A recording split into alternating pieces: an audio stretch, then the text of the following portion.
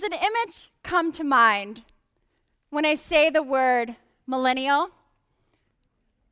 Yes. If you Google it, you'll find this, the classic selfie pose. But this is my personal favorite, a selfie with a dog. I'm a millennial, an old millennial, born in 1983. And I've just recently learned that I fit many of the stereotypes to a T. For example, I love taking selfies with my dogs. And another classic millennial stereotype I fit is that I had to move back in with my mom in my late 20s. But thankfully, there's not anything on Google about that. I don't think. Well, now there is. But what I'm really here to talk with you about today is how my millennial upbringing affected my views on leadership. Ever since I was a little kid, I was told that I could and should be a strong and independent leader. And that get out of your comfort zone and change the world leadership style is eventually what motivated me to quit my comfortable job in Boston, veer off of my career path, and move here, Nicaragua. Nicaragua is a small country in Central America with about the same landmass as Ohio. And as you can see, with this picture behind me, it's a country with beautiful landscapes, and it's also the second poorest country in the Western Hemisphere. So tens of thousands of families still struggle to get by on just a couple of dollars a day.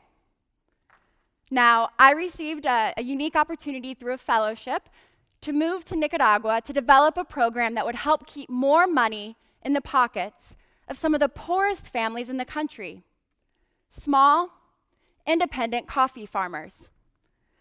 Now, this program was designed such that small farmers would have the opportunity to learn better farming techniques and business practices from the more established coffee farms in the region. And what seemed to me like a challenging but eminently doable intervention involved a lot of unpredictable obstacles. And it failed. I failed. Why?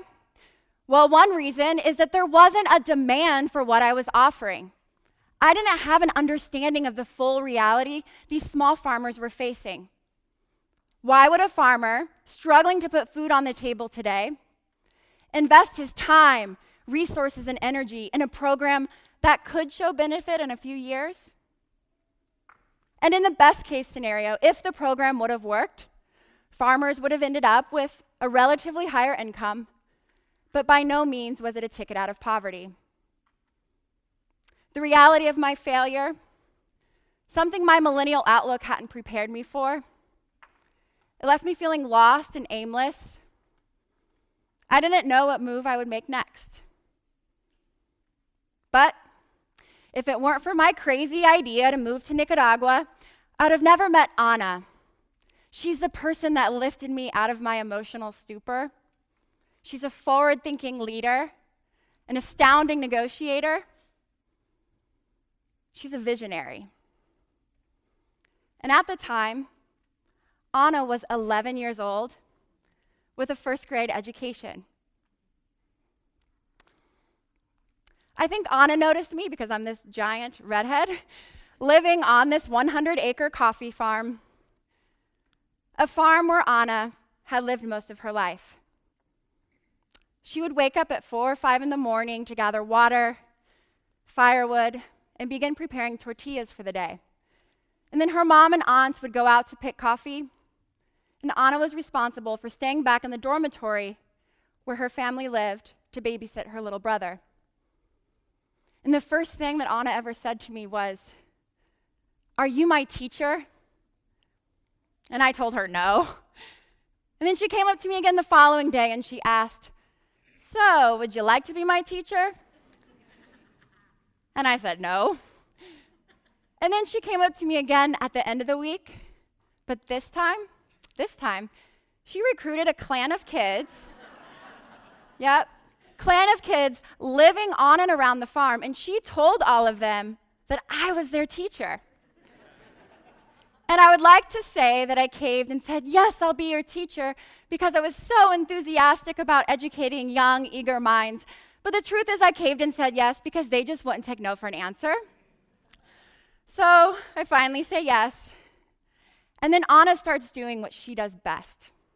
She starts leading.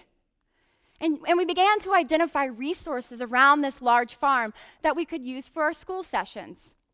And we learned that Jose knew of a whiteboard and storage above the wet mill. And Stacy had a box of crayons stashed under her bed in the farm kitchen. And Anna herself had a couple of notebooks filled with scribbles, but still we would make use of them. And my job, every time I'd go back to the small town where I was living on weekends, I had to bring whatever miscellaneous items were requested. Jump ropes, soccer balls, baseball and baseball bat, markers for the whiteboard. And every kid insisted on having their very own notebook. This went on for 2 months, these informal school sessions. And I'm still amazed when I look back at my time with Anna and how she persuaded me to be part of this grassroots movement to create a school for her community directly on this farm. And there are 2 important lessons that I learned from Anna's intervention.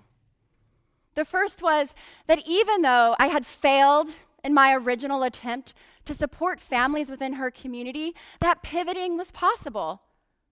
It was possible because there was a demand on these coffee farms. There was a demand for education, the kind of education that gives kids a safe place to play, food security, and their own notebook. There is a demand for the kind of education that's an escape from becoming an adult too soon. The second thing I learned from Anna is that if I really cared about impact, if I really wanted to make a difference as an outsider, then I needed to unlearn everything I had learned about leadership as a millennial. And I needed to embrace a new role. I needed to be an ally. Because Anna did not need me, some outsider, coming in to fix her problems because she's had the right ideas all along. But she leveraged my presence. She knew that I could bring resources that would be helpful. And I needed her on-the-ground expertise. And together we could both reach our common goal, to improve the quality of lives of people in her community. William Easterly, he's a professor of economics at New York University, and he suggests that if we care about building stronger communities, if we care about supporting people in poor countries in the developing world, then we need to stop thinking in terms of big utopian goals, and instead we should focus on what he calls developing piecemeal innovations. In other words, developing programs that help get the support and services to the people in greatest need. Simple as that. So I focused on developing my piecemeal innovation. And that's been Project Alianza. Project Alianza is a nonprofit organization built on the foundation of allyship. And our mission, provide quality education directly on large coffee farms so kids like Anna get to school. But what does allyship look like in an organization? What does it mean for a new leader to unlearn everything that she's learned about leadership? And what could allyship look like in all of our day-to-day work? Those are the questions I asked myself as I was building Project Alianza, and the questions I still ask myself today. So I'd like to share with you 3 values rooted in allyship that I believe have allowed us to scale our work and have life-changing impact. And the first is this: localize your focus. If I've learned anything from my time with Anna, it's that the people closest to the problem are the people closest to the solution. And that's why we focus on advancing local solutions led by local people. The people who know their community inside out, and perhaps more importantly, know what it feels like to be disempowered by the world they grew up in. Meet Elizabeth. She's one of our first teachers on staff. She joined us back in 2015. And her job is to teach and manage a multi-grade classroom within a community where education has been perpetually under-resourced and underserved. Elizabeth grew up in a context very similar to that of Anna. In a family of 6, she was only one of 2 siblings that went beyond primary school, and her parents had no education whatsoever. Elizabeth, being incredibly bright, motivated, and lucky, she went on to college and got a degree in teaching. And now that she works with us at Project Alianza, she's working on her 2nd bachelor's degree. And we provide her with a scholarship to support that. I've had the honor and privilege to see how Elizabeth changes lives. There were 2 older boys that were never consistently going to school that came into her summer school classes, illiterate. And after 2.5 months of having a caring, compassionate, and qualified teacher, they left with basic reading and writing skills. 2.5 months. And Elizabeth doesn't just see herself as a good teacher. She says she's an agent of change for her country. No one has better solutions than Elizabeth, so we support her in leading that change. Because as allies, we advance local solutions. We do not impose our own ideas. And second, allies know that good ideas come from anyone within the organization. And that's why it's especially important to listen to people on the ground. Here's an example.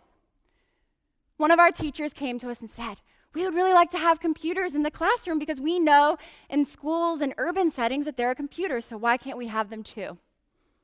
So we said, okay, let's find computers and see what happens. The kids love them, started downloading Magic School Bus, games to learn math, movies and music, and world maps. It was some of these kids had seen the world map for the first time on these computers. And we said, wow, we should really capitalize on this momentum. And so we partnered and formed alliances with other nonprofit organizations and education specialists to develop this. What you see here in this video are kids learning basic literacy. They're learning to read and write at their own pace using a low-cost tablet. This idea for integrating technology in the classroom, it didn't come from me. It didn't come from anyone in the United States. It didn't come from anyone sitting in an office. This idea came from teachers, and it's been consistently driven by students. Because allies know that good ideas come from anyone, not just people that have a certain title. And finally, being an ally means listening to people we may not even think are allies. This one's really hard for me, guys, really hard. I've always had this inherent skepticism about owners of large coffee farms where families live and work, but I've been proven wrong. One such farmer came up to us and he said, "I value education. I want to see our community transformed through education." And he even went so far as to build a school on his farm, but the infrastructure was lacking. It was made out of old wood, had tin for a roof that didn't let in any light and was leaky, and there are dirt floors. So we said, okay, let's form a partnership. And we hired a local architect, local construction workers, and built a school from local materials, a school that community can be proud of. A school that lets in natural light. The kids have an outdoor area to read and play. They're really proud of this. Sometimes it's easy to vilify our opponents, but sometimes we have to set aside our biases and our assumptions and listen to unlikely allies, because together we can reach a common goal and build something beautiful. These three ideas I've just shared with you, they do not represent traditional leadership. And that's a good thing. Because by being an ally, decision-making is inclusive, and the work is driven from within the communities. So it's more likely to be sustainable, scale, and drive impact. And this is what impact looks like for us. We're a new, small social enterprise. And last year, our team of teachers and allies and our staff were able to provide quality education to more than 550 kids. Now 550 kids have the opportunity to change their life story through education. Now, before I walk off the stage, which will be in just a moment, I'd like to leave you all with one final thought. So if you remember anything from our time together today, please let it be this. We are drunk on leadership. And it's not just us millennials. It's all of us born in rich countries and in communities where we have the resources not just to pursue our dreams, but to have dreams at all. So I'd like to challenge you today to begin to unlearn leadership and imagine a world where we open the door to allyship. Because in that world, we will collectively grow smarter and we'll begin to innovate solutions that put kids like Anna exactly where they belong, in school. Thank you.